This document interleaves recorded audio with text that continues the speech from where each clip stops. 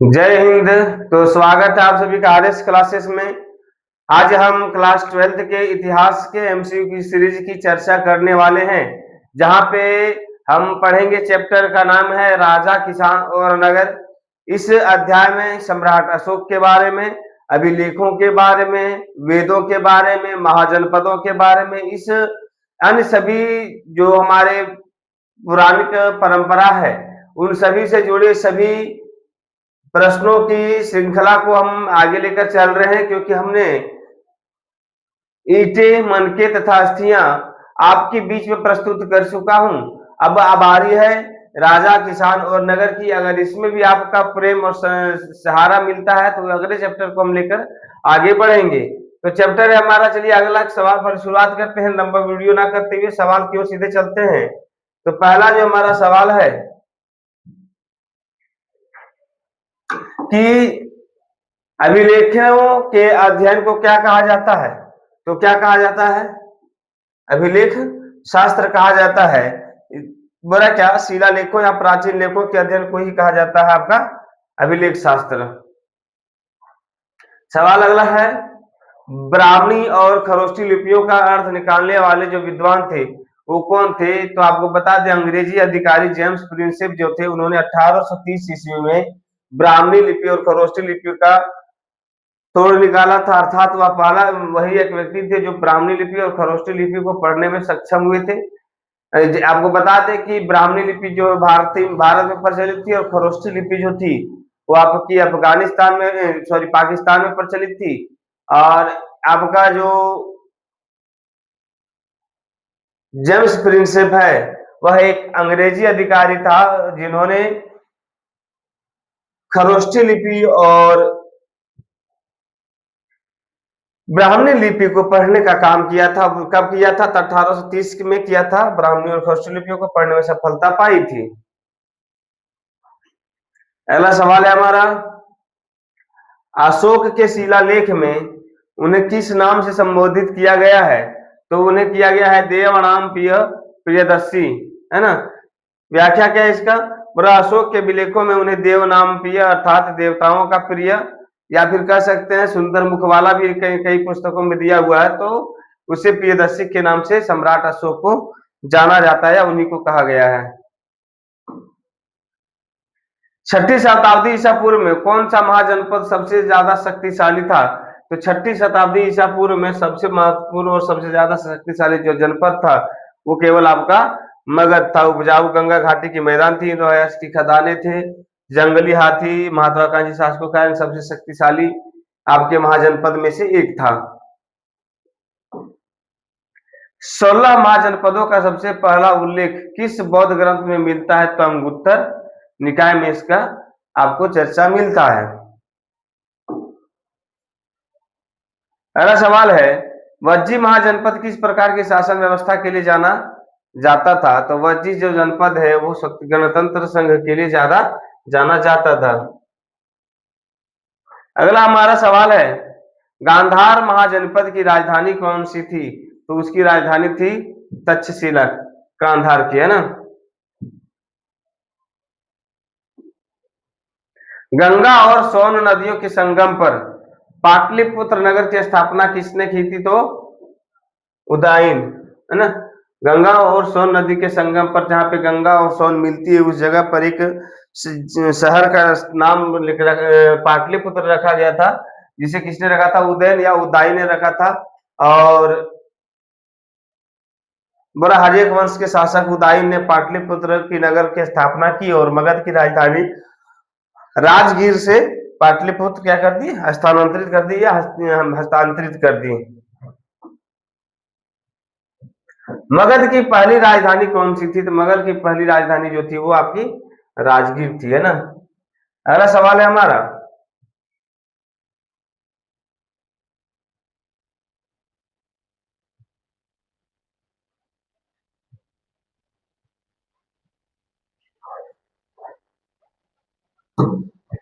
मौर्य साम्राज्य मुख्य रूप से कितने प्रांतों में बटा हुआ था?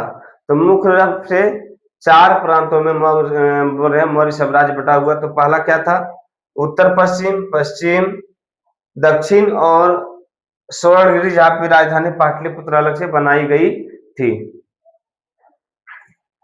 अगला सवाल है हमारा, चंद्रगुप्त मौर्य ने मौर्य वंश की स्थापना कब की थी? चंद्रगुप्त मौर्य ने मौर्य वंश की स्थापना जो थी वो 321 ईसा पूर्व या बीसीई में की थी। 321 ईसा पूर्व में चंद्रगुप्त ने मौर्य वंश की स्थापना की थी। यहाँ पे लिखा है, आपको इस चीज को एक बार अपने से रीड कर लेना, क्योंकि इसको हमने व्याख्या के तौर पर दे दिया। अगर यहाँ से समझ में ना आवे तो यहाँ से समझ में आपको आसानी से आ जाएगा।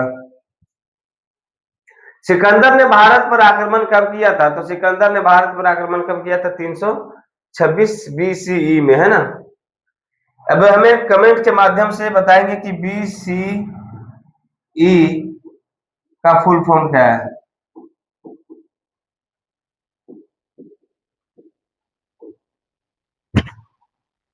सवाल हमारा अगला है, मौर्यकालीन कलिंग राज्य वर्तमान में कहां पर स्थित है? तो वर्तमान में जो राज्य है कलिंग है, उड़ीसा में, है ना। कलिंग कहाँ है? उड़ीसा में है, जहां पे आपका सम्राट अशोक ने कलिंग युद्ध किया हुआ था। चंद्रगुप्त मौर्य के दरबार में आने वाला जो व्यक्ति था वो मेगास्थनीज था। बोला मेगास्थनीज क्या, कौन था? तो मेगास्थनीज चंद्रगुप्त के मौर्य में आया हुआ एक यूनानी राजदूत था, जो सेल्यूकस निकेटर के साथ भारत आया था, या हाथियों के लिए युद्ध करने आया था, जहां पे वह पराजित हो जाता है और चंद्रगुप्त मौर्य का विवाह कार्नेलिया से करवा दिया जाता है, जिसके बदले में फिर मेगास्थनीज को भारत में एक राजदूत के तौर पर रखा जाता है, जहां पे मेगास्थनीज ने पुस्तक की रचना की, जिस पुस्तक का नाम था आपका इंडिका, है ना। तो चंद्रगुप्त मौर्य के दरबार में आने वाला जो यात्री था वो कौन था? मेगास्थनीज था। इंडिका नामक पुस्तक की रचना किसने थी? अभी तो आपको जस्ट बताई थी, मेगास्थनीज ने इसकी रचना कर दी थी। अर्थशास्त्र के रचयिता कौन है? तो अर्थशास्त्र के रचयिता विष्णुगुप्त, कौटिल्य, चाणक्य, ये तीनों नाम एक चचा का है ना। आदमी के पास एक नाम नहीं, इनके पास तीन तीन गो नाम है, तो आपको ध्यान में रखना है। एग्जाम में कोई भी नाम पूछे, चाणक्य पूछ दे, कौटिल्य पूछ दे या विष्णुगुप्त पूछ दे, एक ही व्यक्ति का नाम है जिन्होंने अर्थशास्त्र लिखा है ना।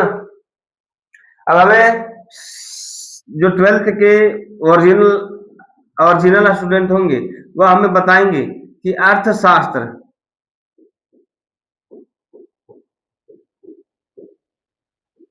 की इस पुस्तक में, है ना, अर्थशास्त्र के इस पुस्तक में किस विषय को लिखा गया है? किस विषय के बारे में लिखा गया है?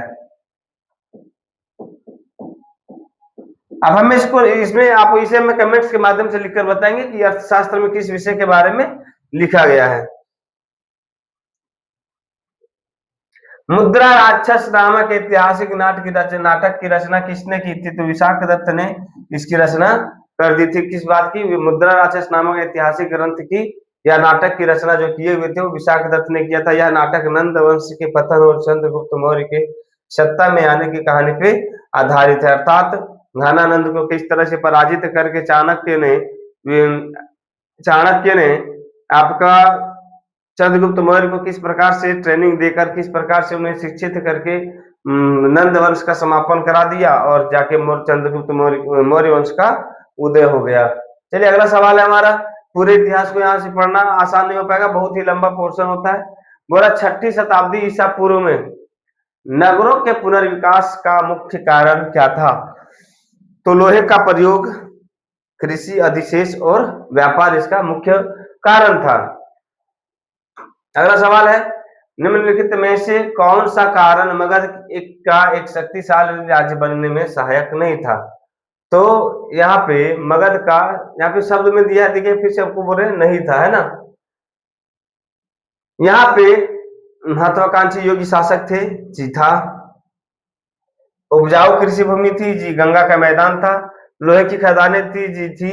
विशाल समुद्र तट रेखा, तो आपको बता दें कि मगध में के आसपास में किसी भी प्रकार से समुद्र की लंबी तट रेखा साझा नहीं होती। बोला क्या मगध एक भू आबद्ध है, अर्थात लैंडलॉक था। उसकी शक्ति का आधार लोहे का संसाधन, नदियां और मजबूत सेना थी, ना कि समुद्र तट रेखा, क्योंकि समुद्र तट रेखा मगध में किसी भी प्रकार से स्पर्श नहीं करता है।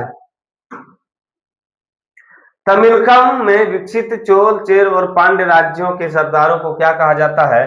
तो यहाँ पे उसे कहा जाता था सरदार या वैलीर कहा जाता था।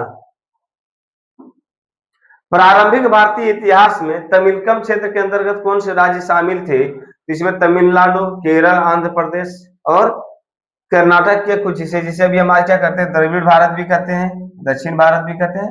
तो यहाँ केवल क्या दे दिया, तमिलकम दे दिया, जबकि हम आज के समय में इसे तमिल क्षेत्र भी कहते हैं। अगला जो सवाल है हमारा, सर्वप्रथम स्वर्ण के सिक्के किस वंश के शासकों ने चलाया था?